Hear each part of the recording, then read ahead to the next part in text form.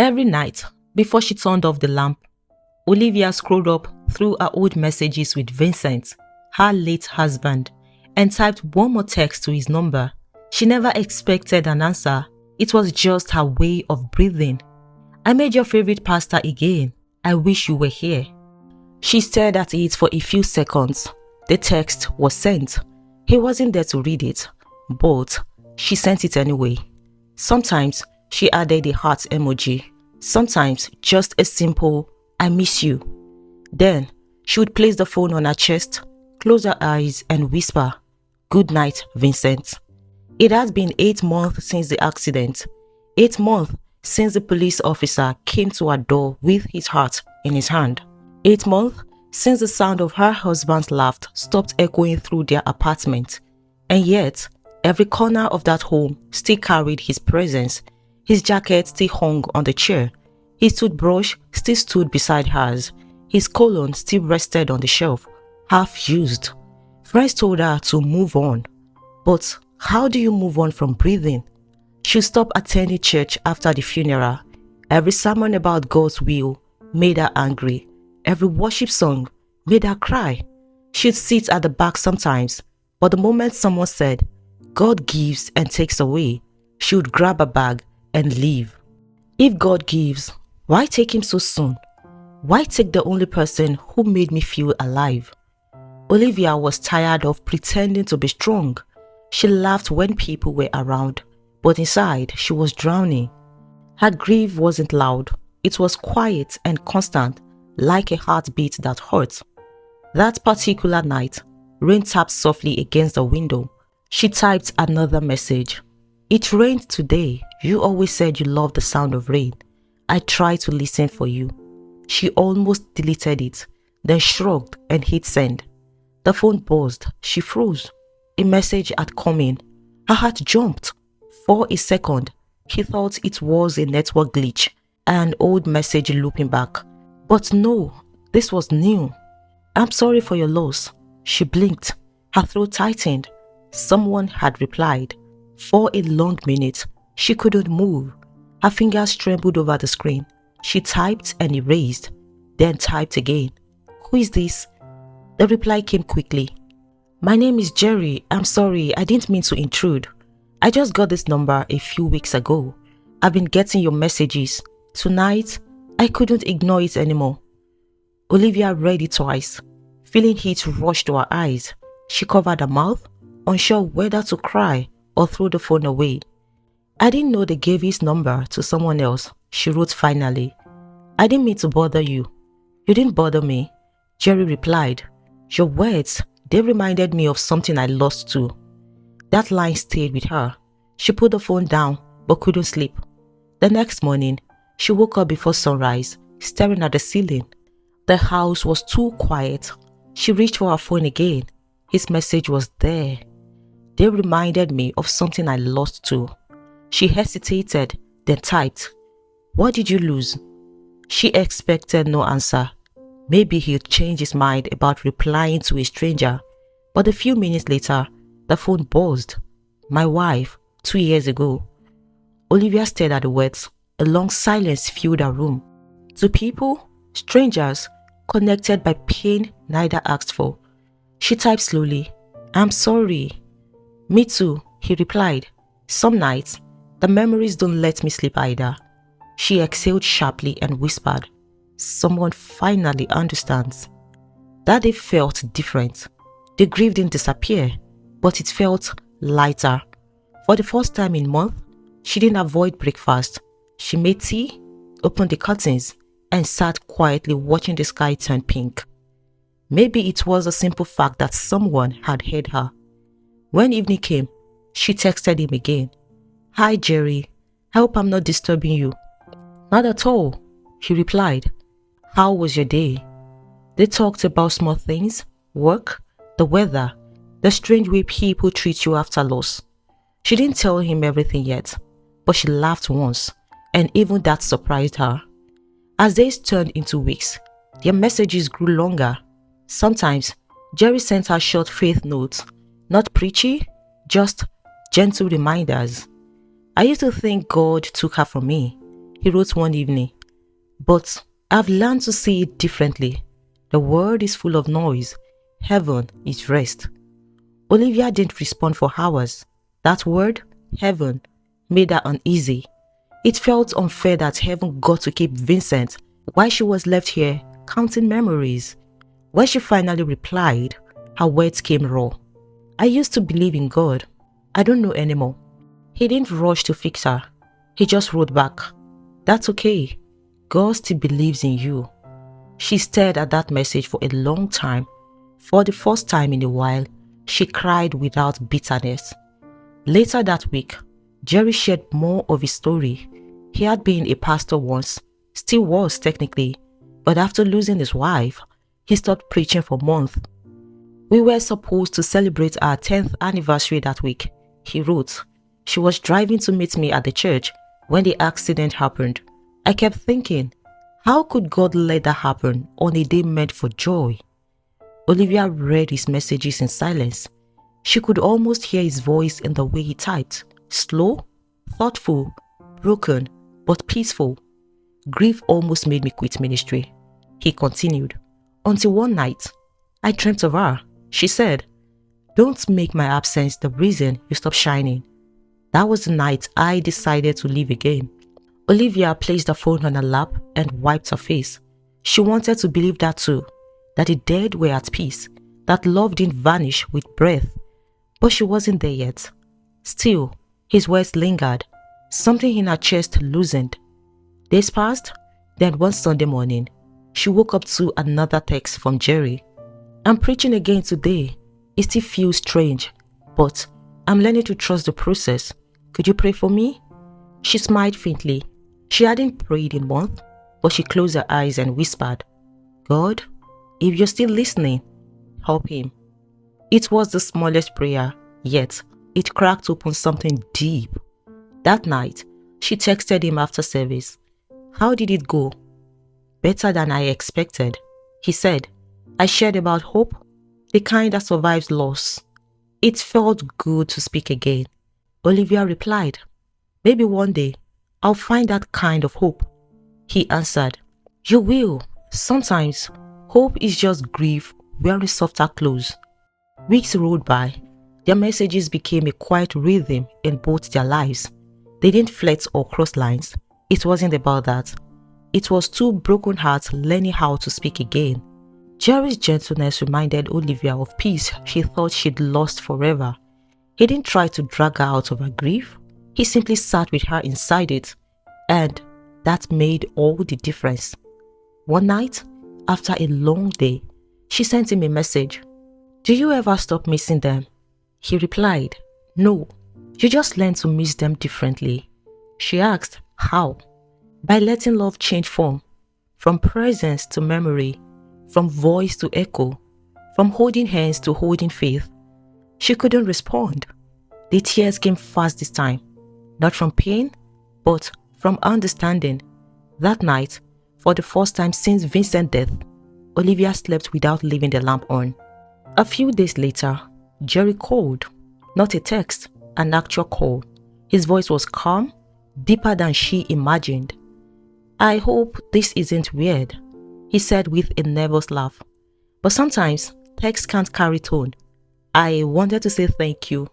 Talking with you reminds me that God still uses broken people to heal each other. Olivia smiled faintly, voice trembling. Thank you for replying that night. You didn't have to. Maybe I did, he said softly. Maybe we both needed to be found in different ways. They stayed on the phone for an hour, two strangers who no longer felt like strangers. After the call ended, Olivia sat quietly, phone in hand. The room felt different, still empty, but not hollow. She realized that for the first time in months, she'd gone a full day without feeling anger towards God. She whispered into the dark, maybe you didn't abandon me after all. Then, she added softly, thank you for letting someone reply. She smiled and turned off the light. It had been nearly 5 months since Jerry's first text. What began as awkward messages had grown into a rhythm. Two people checking in, reminding each other to eat, to breathe, to keep going. Some nights, they talked about God. Some nights, they didn't mention him at all. There was no pressure, no preaching, just honesty. One afternoon, Olivia found herself cleaning the drawer by her bedside, the one she hadn't opened since the funeral. Inside lay Vincent's wedding band, a few old movie tickets, and a folded piece of paper with his handwriting. Her throat tightened as she read it. It was a note he'd left years ago, before a trip. If life ever feels too loud, remember, silence is where God whispers. She sat on the bed, tears filling her eyes. She took a deep breath, opened her phone, and texted Jerry. Do you ever get angry at God again, even after forgiving him? He replied a few minutes later. Yes, healing isn't a straight line. Some days, I still argue with God. Doesn't that make you feel guilty? She asked. No, he said. It makes me human. God doesn't fear our questions. Olivia wiped her tears. That line stayed with her all evening. The day they finally met, it happened unexpectedly. Olivia had traveled for a friend's wedding in the next city, and Jerry happened to be nearby. He suggested that they hang out.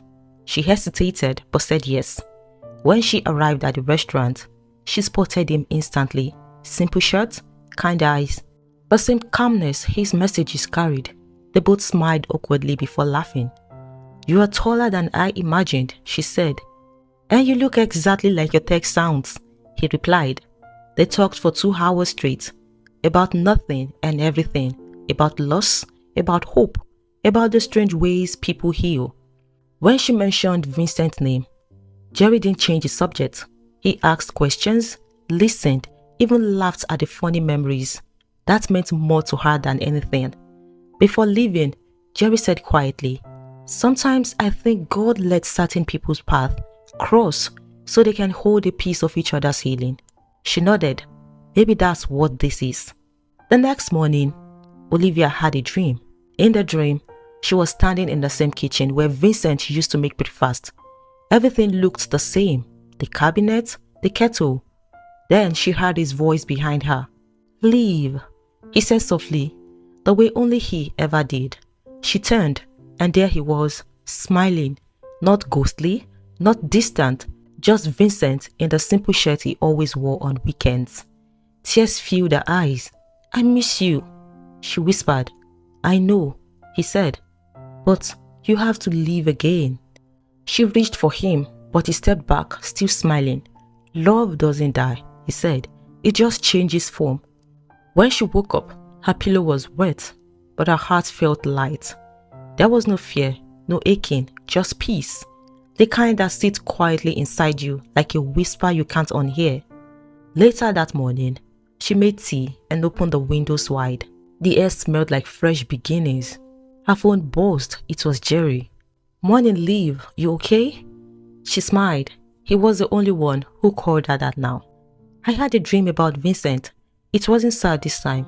He looked happy. Then maybe he's telling you it's time. Time for what? To live again. She stared at the screen for a while. That same words. It was almost as if God had whispered through both of them. A few days later, Jerry texted again. I'll be speaking at a small memorial service this weekend. It's for families who have lost loved ones. You don't have to come, but I'd love it if you did. She hesitated. Crowds made her anxious now. But something in her wanted to go, not for him, but for herself. Saturday came. She wore a plain blue dress and tied her hair in a simple bun. Her hands shook as she walked into the hall, a quiet community center filled with white flowers and gentle music. Jerry spotted her from across the room. He wasn't in a suit, just a grey shirt and calm eyes that carried stories. When he walked up to greet her, there was no awkwardness, no wait, just familiarity, like meeting someone you've known before the world broke you both. Thank you for coming, he said. She nodded. I almost didn't. He smiled. Most healing moments start with almost. They laughed. When the service began, Jerry took the microphone. He didn't sound like a preacher. He sounded like a man who had been there. He said, grief doesn't end, it transforms. It teaches you that love is stronger than breath. And sometimes, healing doesn't look like forgetting. It looks like remembering differently. Olivia's eyes blurred with tears. Every word felt personal, as if it was written for her. He continued, "When I lost my wife, I stopped praying. I thought silence was safer than disappointment. But God didn't walk away. He waited. Sometimes, His comfort doesn't come as thunder. Sometimes, it comes as a message from a stranger." Olivia froze. She knew he meant her. Their eyes met briefly, and in that silent exchange, something sacred passed between them. Not romance, not pity, just understanding. After the service, people lingered, talking softly. Jerry found her again near the door. "Did it help?" he asked. She nodded slowly. "More than I expected." They stepped outside together. The evening air was cool, carrying the smell of rain again. Olivia looked up at the sky and whispered almost to herself, "I think I'm finally ready to stop saying goodbye." Jerry's voice was gentle. "Then, maybe it's time for you to start saying thank you." She turned to him, eyes glistening. "For what?" "For the love that once was. For the strength that stayed. For the God who didn't leave."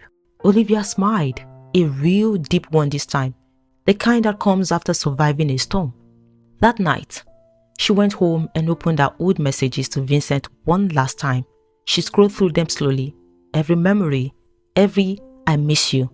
But this time, the word didn't hurt. It felt like a release. She placed the phone down, turned off the light and whispered, "Good night, Vincent. And thank you, God." The room was quiet, not empty, just full of peace. A year had passed since the first message. A whole year since Olivia had typed those words into the void and someone had answered. Looking back, she could barely recognize the woman she was then. The one who slept beside silence, who texted ghosts to survive the night. Now, her mornings began differently. She woke to sunlight, to purpose, to quiet gratitude. The grief hadn't vanished, it had simply changed shape. She started a small online shop, handmade candles and home scent. It was Jerry who'd encouraged her to try. "There's something holy about light," he'd said once. "Even when it flickers, it still gives warmth." One Saturday afternoon, she was setting up for a local craft fair when Jerry dropped by. He looked different, lighter, calmer, like a man finally learning to breathe again too. "You've built something beautiful here," he said, looking around the little stall filled with candles labeled "Peace, Memory, and New Dawn." Olivia smiled. "I guess it's a way of turning pain into something that smells nice." He laughed. They talked a while about the business, about life, about the strange ways God rebuilds broken people. Then, as they were packing up, a man approached Jerry with a grin. "Pastor Jerry," he called out. Jerry smiled. "Kelvin, wow, it's been years." Kelvin was a tall, warm-eyed man, the kind of person who talked with his hands and made everyone feel seen. He turned to Olivia. "So, you're the woman who got him smiling again. He never shuts up about you." Olivia blinked, surprised. "He talks about me?" Jerry chuckled awkwardly. "He exaggerates." Kelvin smirked. "I doubt that." They all laughed and the conversation flowed easily. Kelvin helped them load boxes into the car, told stories that had them both laughing till their sides hurt. In the weeks that followed, Kelvin started visiting the shop often, sometimes helping out with the deliveries, sometimes just checking in. He was kind without trying to be, funny without forcing it, and respectful of her space. One evening, after locking up, they sat outside the shop, eating popcorn. "Can I ask you something?" he said. "Sure." "Do you ever feel guilty for smiling again?" Olivia looked at him, startled by the honesty. "Yes," she admitted. "Sometimes it feels like betrayal." Kelvin nodded. "I used to think that too. After I lost my dad, I felt like moving on meant forgetting him. But then I realized Remembering him with laughter honors him more than crying ever did. She went quiet, watching the sunset fade behind the clouds. That one sentence sank deep. Months passed gently. Jerry remained her close friend, still the steady voice who reminded her that God could grow gardens from ashes. Kelvin became part of her world too, the laughter that kept the air light. One afternoon, while Jerry visited her shop, he noticed how easily she smiled when Kelvin arrived. He caught her eye, smiling knowingly. "You look happy," he said. "I think I'm learning to be," she replied. Jerry nodded. Then, "I guess my work here is done." "Don't say that," she said, half laughing. He smiled. "I mean it in the best way. God connects people for reasons we don't always see. Sometimes, healing is a relay. One person carries you until you can walk again, and then someone else joins the journey." Her eyes softened. "Thank you, Jerry, for answering that message that night." He smiled gently. "Maybe heaven planned the reply long before you sent it." A year later, on a bright morning, Olivia stood before a small crowd, not in a morning clothes this time, but in a flowing cream dress that danced in the breeze. Jerry stood by her side, officiating with that calm, peaceful voice she'd come to know so well. Calvin stood opposite her, eyes filled with something she hadn't seen in a long time, joy without shadows. When Jerry said, "You may now kiss the bride," the room erupted in cheers and laughter. Tears shimmered in Olivia's eyes, but this time, they were the good kind. As the guests celebrated, she looked towards the open window. A gentle wind blew through, and for a brief moment, he thought she caught a faint whiff of Vincent's cologne. That familiar scent of home. She smiled and whispered, "Thank you for letting me live again." That night, after everyone had gone, she sat on the balcony with Kelvin beside her, their hands intertwined.